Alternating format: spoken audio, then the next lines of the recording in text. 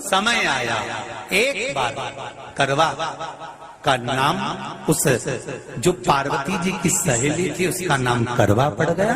करवा पड़कर एक साधारण परिवार में उसका जन्म था। पति के साथ संग में रह रही थी। पति को थोड़ा शरीर में शिथिलता हो गई थी और वो शिथिलता को देखकर पति को लगी प्यास। जब प्यास लगी तो पानी पीने के लिए पति सरोवर के पास गया। जरा ध्यान देना इस कथन। पति गया सरोवर के पास में। कई लोग करवा चौथ की बहुत हंसी उड़ाते हैं, माताओं की बड़ी हंसी उड़ाते हैं। उनसे निवेदन है मेरा, हमारे सनातन धर्म के जितने व्रत हैं, हमारे सनातन धर्म के इस भारत की भूमि से जितने नियम धर्म जितने निकले हैं, जितने व्रत निकले हैं, साधना निकली है, ये साधारण नहीं है। इसलिए बार बार कहते हैं चंदन है इस देश की माटी, तपोभूमि हर ग्राम है, हर बाला देवी की प्रतिमा, बच्चा बच्चा राम है। कोई साधारण नहीं है, कोई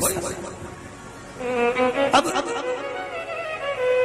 पार्वती जी की वो सहेली का नाम जन्म लेते लेते लेते लेते एक बार करवा पड़ गया। पति थोड़ा सा शिथिल था, शरीर में थोड़ा रोग हो गया था। पानी पीने के लिए सरोवर पर गया। सरोवर में जैसे पानी पीने के लिए गया, एक मगर ने उस पति का पांव पकड़ लिया। करवा पार्वती जी की सखी थी, जन्म लिया मृत्यु लोक में, नाम करवा पड़ गया।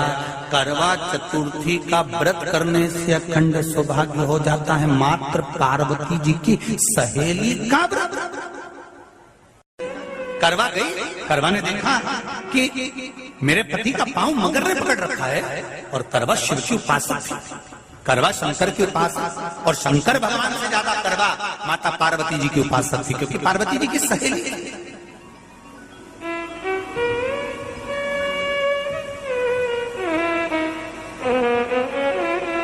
पति का पांव खींचकर मगर पानी में लेकर जा रहा था। करवा आराधना में लगी हुई थी। करवा ने मिट्टी का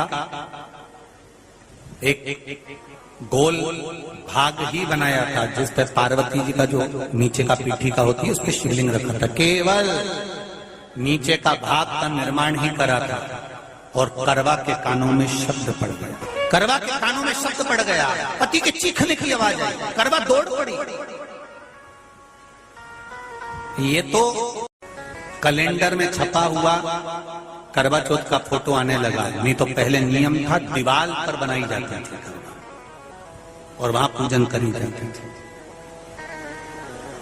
कई माताएं जानती होगी यहाँ पर आज भी, पहले दीवार पर बनती थी, पूरा परिवार की सौभाग्यवती नारियां वहां आकर पूजन करती थी एक जगह, फिर बाद में छत पर जाकर करवे का अर्घ दिया करती थी। ये नियम था। अब तो बना बनाया कागज आ जाता, उसको चिपका दो, पूजन कर लो, वो अलग प्रमाण। पर यहाँ करवा मट्टी का भाग का लेपन कर रही थी और लेपन करते करते बस उस समय पर पति की आवाज आई, छोड़ा।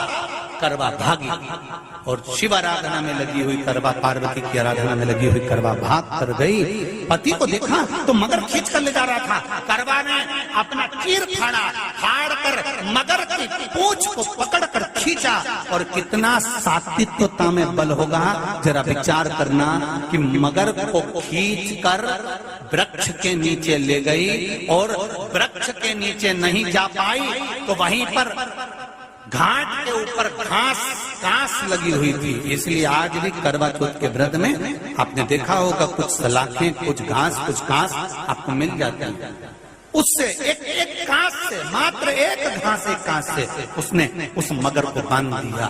मगर हिल नहीं पाया।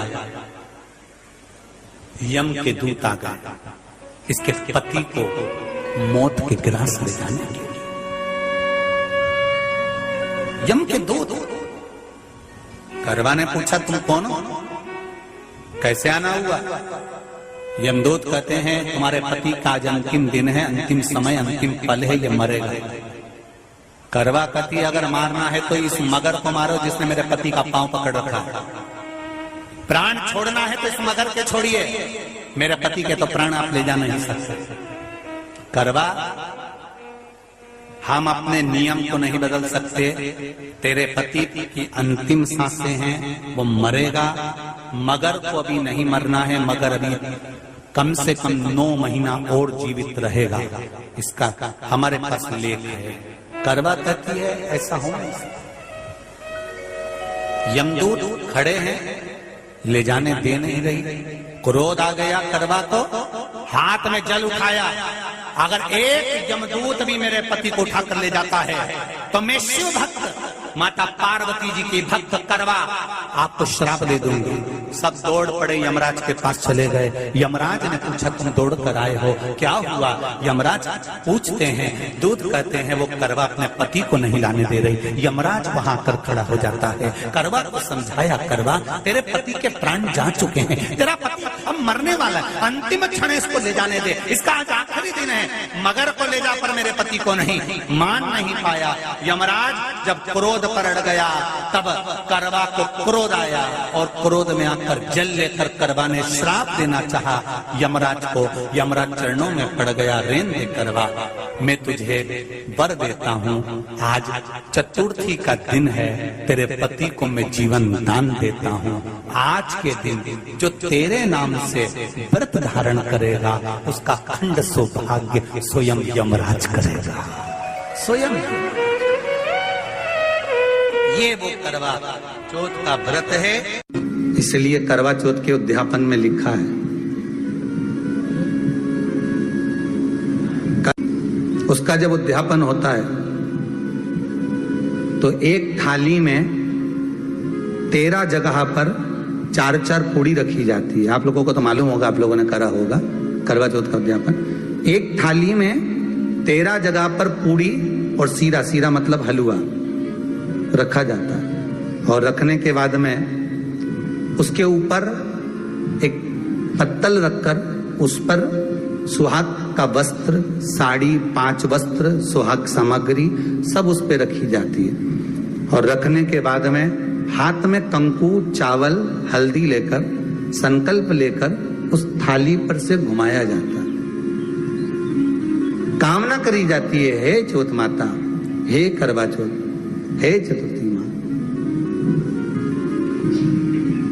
मेरे जीवन में मैंने आपका व्रत करा है, मेरे इस व्रत को स्वीकार करना, मेरा सौभाग्य का, मेरा मांग का सिंदूर, मेरी भाल की बिंदी, मेरे हाथ का चूड़ा, मेरी पाँव की बिछोड़ी, इसको अमर करना मां। और जो ये वस्त्र मैं दे रही हूं, इस वस्त्र को मैं जो प्रदान कर रही हूँ चौथ माता, इसको स्वीकार कर कर मेरी भी चुनड़ी को लाल बनाए रखना। तब उस साड़ी को, उस वस्तु को, उस सामग्री को उठाकर घर की वृद्ध सास को, जो घर में सासू होती है, उसको दिया जाता है। सास नहीं हो तो किसी सौभाग्यवती नारी को दिया जाता है। उसके बाद में आप फिर ब्राह्मणों का भोजन कराओ, बड़े प्रेम से बुलाओ और ब्राह्मण ब्राह्मणी का भोजन कराओ। अब आज के जमाने में जो करवा चौथ का उद्यापन होता है, उसमें जब समाज की माताएं उद्यापन करती है तो केवल स्त्री को भोजन करा देती है, पुरुष को नहीं कराती। पर करवा चौथ के उद्यापन में लिखा है कि ब्राह्मण का भोजन होना चाहिए, उसके साथ सौभाग्यवती नारी आए, उसकी पत्नी। पर अपन ने तो सोचा कि चौथ माता का उद्यापन है तो केवल स्त्री को खिला दो, उद्यापन का पूर्ण फल मिल जाएगा। नहीं, उसका सुख नहीं और देने का भी फल है महाराज। करवा चौथ का उद्यापन करो तो भोजन करने उसको बुलाओ जो अपने घर का हो, उसको उद्यापन में नहीं गिनो। अपने घर के लोगों तो वैसे ही भोजन करेंगे, घर का व्यक्ति तो वैसे ही भोजन करेगा ना। पर अपन ने उन्हीं को गिना, ने हमारी बड़ी जीजी के गिन लो, ने छोटी जीजी के गिन लो, ने भांजी के गिन लो, ने उसके गिन लो, ने उसके गिन लो, ने 13-14 ऐसे इकट्ठा कर लिया। ये सब ये अपने इकट्ठे हो गए, ये तो अपने हो गए। ये तो तुम उद्यापन करोगे तो घर में इनको तो जिमाना ही पड़ेगा क्योंकि तुम्हारे रिश्तेदार है। दूसरे को जिमा कर जब हम दान देते हैं, दान उसको लगता है जो दूसरे को दिया गया। कई लोग कहते हैं हमने बहन बेटी के दे दिया, तो बहन बेटी क्या दान लेती है? किस पुराण में लिखा है कि बहन बेटी दान लेती है? हमको वो भी बताना कि बहन बेटी दान लेती है, क्योंकि बेटी तो खुद कन्यादान में जाती है। बेटी का कन्यादान होता है, वस्तु का दान नहीं। बेटी खुद दान में दी जा रही है, कन्यादान में। बेटी कभी दान नहीं लेती महाराज, बहन बेटियां कभी दान नहीं लेंगी। और बहन बेटियों को कह भी देना चाहिए, अगर भाभियों बोले कि हमने जीजी को दान है, दान मान नहीं ले रहे हैं, देना हो तो ठाट से हमारा हक दे रही हो। हम साल भर में आते हैं तो राखी पे साड़ी दे रही हो, ये हमारा हक है, क्योंकि हमारे मकान में रह रही हो, हक दे रही हो, दान नहीं। दान देना है तो पंडित जी के दो, दान देना है तो ब्राह्मण को दो, गौ माता को दो। हम दान नहीं ले रहे, हम अपना हक मांग रहे हैं।